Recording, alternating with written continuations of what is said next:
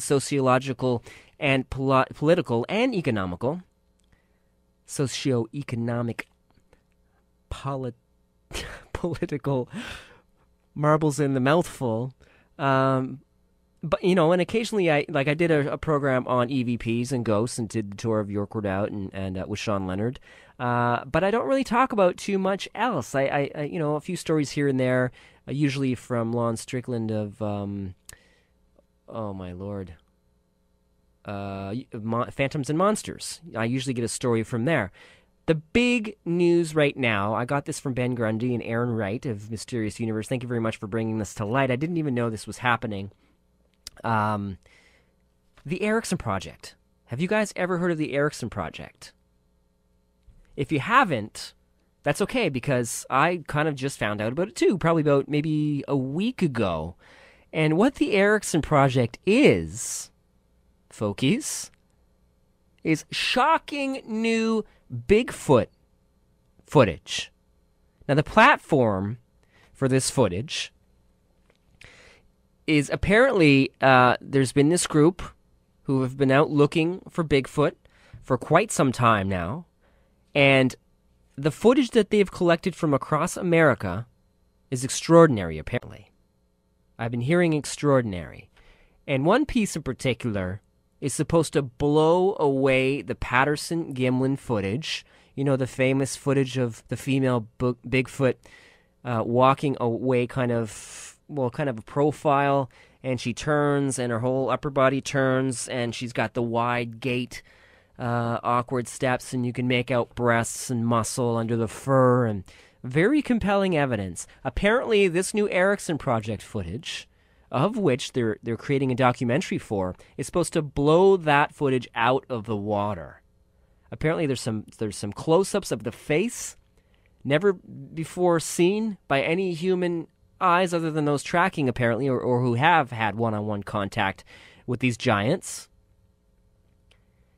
And also other proof, footprints, hair, DNA, all of this stuff that they've been collecting, waiting for the right way to present it. And, you know, if you have a major cryptozoological discovery, of course you want to hold on to that. It's a gold mine, right? You could make a lot of money off that. You know, that is not the basis of truth, but in these economic times, you probably should be thinking that way to capitalize on the capitalists, if you hear what I'm saying. So anyway, they're putting together this documentary. I don't know what to think of it yet. You know, you have these claims of this incredible footage, and yet the trailer that I've seen for the movie seems a little fishy, making it almost sound like that the footage isn't quite as convincing or as, as good as they claim it is. I want to let you be the judge. Here's the trailer that I dug up. I actually had to get it from the Mysterious Universe episode because all my searches led into failure on the internet. And every time I did a search for this stuff, for the video, gone. No sign of it. I don't know why it wasn't there. It wasn't available for whatever reason. Even on the official sites, it wasn't there. So what I'm going to do here is play that footage for you, that trailer, and you come to your own conclusions. This is the Unified Field. I'm Adrian Erickson. Sasquatch, also known as Bigfoot. You might not have given it much thought. But how would you react if you saw one with your own eyes?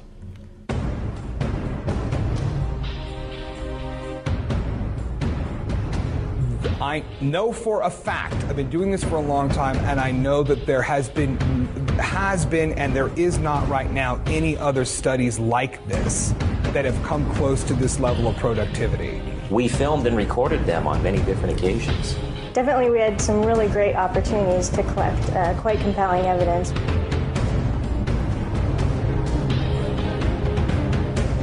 A small minority of scientists, we treat it as a de facto discovery, a discovery that has been made in fact, but has not yet been acknowledged.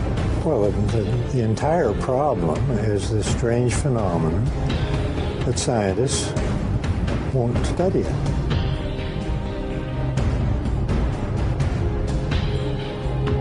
A track is a signature of a living species. Short of recognizing a new species of animal, we've recognized these as a distinct type of footprint.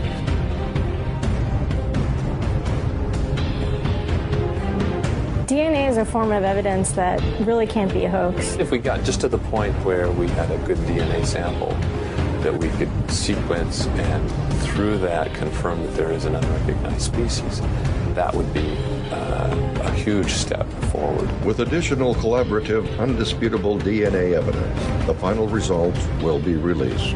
People are unaware of the evidence. Now they'll become aware of it. Will that change things? You will witness never-before-seen evidence as you follow Adrian Erickson on his epic journey to fulfill his quest. Yes, indeed. That's it. That's the trailer, the Erickson Project. Kind of sounds as if there is something to hide there. Maybe it's just me. That's the feeling I get. What do you guys think? Check it out, the Erickson Project. There's lots of data that you can go online and see for yourself. I got a lot of stuff to talk about, and I've got a lot of clips to show you for the IUFOC Congress virtual show. So I got to move on here. What else do we got? NASA speculates about fossilized alien life on meteorite fragments. Now, I don't know if you guys have heard this story yet, but... Well, let me just read you the little blurb here. This comes from the Washington Post, and you guys can see what I'm talking. Basically, there's a little meteorite rock. Here's a synopsis. Kind of like the Mars rock that was found, where everyone had said, it looks like there's alien microbial life fossilized on this Martian rock. Same sort of situation here. Kind of fibrous, like little tiny miniature microbial worms on this fragment of meteorite. But of course, the skeptics and scientists have jumped up, very skeptical, and have put up a blockade saying, we don't know what this is, and that's fine. That's the scientific path. But I guess on this one we'll have to wait and see. This came right out of the Washington Post, like I said. It says here, the gaps and stringy fibers in these space rocks sure look like bacteria. And a NASA researcher has caused a stir, which claims that they're fossils of alien life. But as NASA found 15 years ago, looks can be deceiving. Two top scientists in different disciplines immediately found pitfalls in a newly published examination of 3 meteorites that went viral on the internet over the weekend. NASA and its top scientists disavowed the work by noon Monday. Biologists said, just because it looks as though the holes were made by bacteria doesn't make them fossils of extraterrestrial microbes. Fair enough. The meteorites could be riddled with earthly contamination. And both astronomers and biologists complain that the study was not truly reviewed by peers. There are questions about the credentials of the study's author, Richard Hoover. And the work appeared in an online journal that raises eyebrows because even its editor acknowledges it may have to shut down in June, and that one reason for publishing the controversial claim was to help find a buyer. There's a lot of stuff there, but not a lot of science, said Rosie Redfield, a microbiologist at the University of British Columbia, who publicly dissected the paper over the weekend. I looked at it and shuddered. The Associated Press talked to a dozen scientists, and none of them agreed with the findings. There was none of the excitement that surrounded a similar claim that NASA announced with fanfare in 1996, but was forced to back away from later, that a meteorite from Mars found in Antarctica showed evidence of alien life. There's been no one in the scientific community, certainly no one in the meteorite analysis community, that has supported those conclusions. NASA Astrobiology Institute Director Carl Pilcher said Monday of the latest work. Hoover of NASA's Marshall Space Flight Center in Huntsville, Alabama, claims he found fossils that look like remains of bacteria in a handful of meteorites.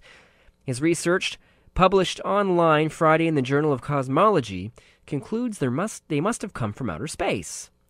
It is based on 3 specimens of a rare type of meteorite, thought to come from comets, found in France in 1806 and 1864, and Tanzania in 1938. Hoover's pictures look like microscopic versions of flattened tubes with tangled strings. Hoover didn't return phone calls or emails from the Associated Press.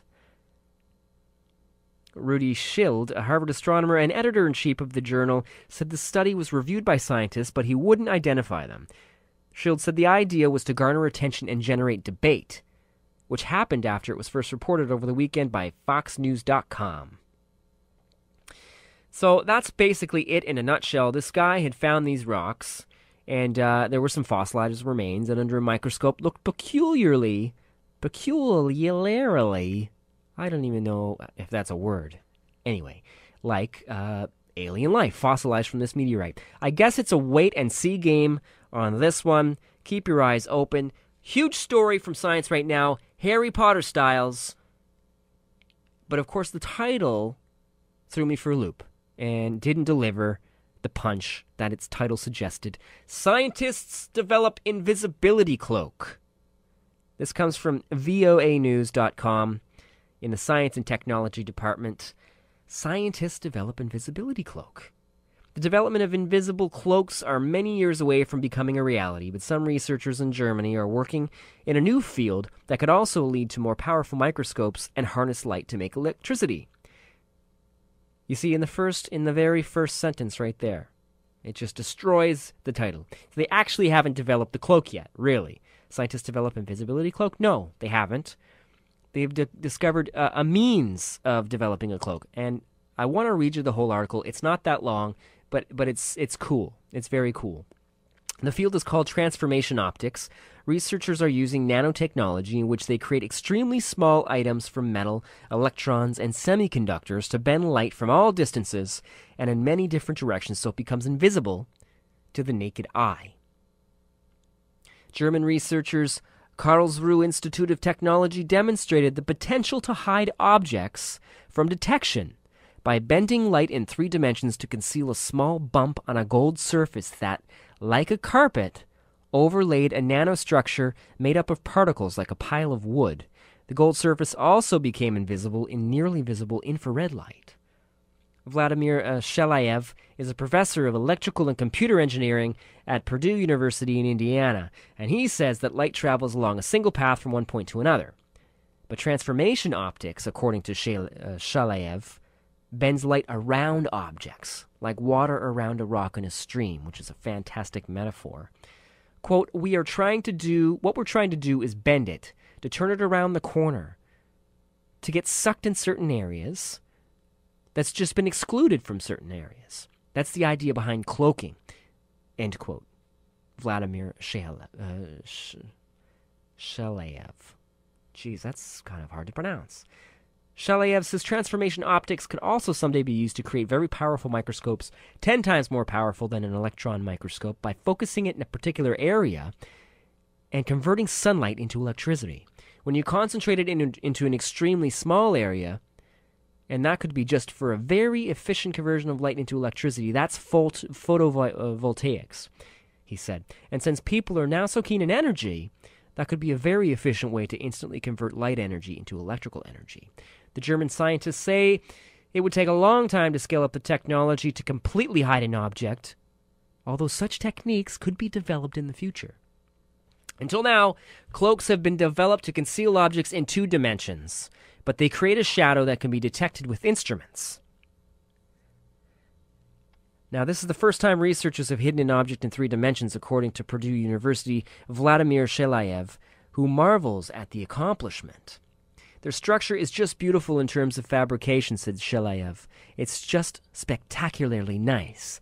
The study of on transformation optics and its potential uses were published this week in the journal Science, and I tried to go to the journal Science to do a follow-up on what the potential uses could be, even though I had some in my mind already, which I can speculate on.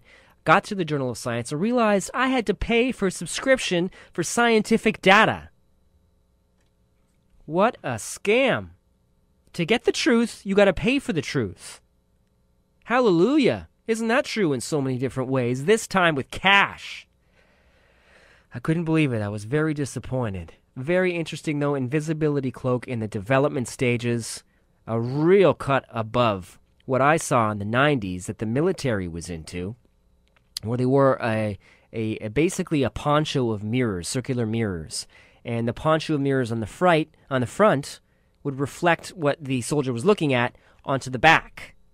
And so essentially you would be rendered invisible. You'd be kind of like a wavy line, like the Predator.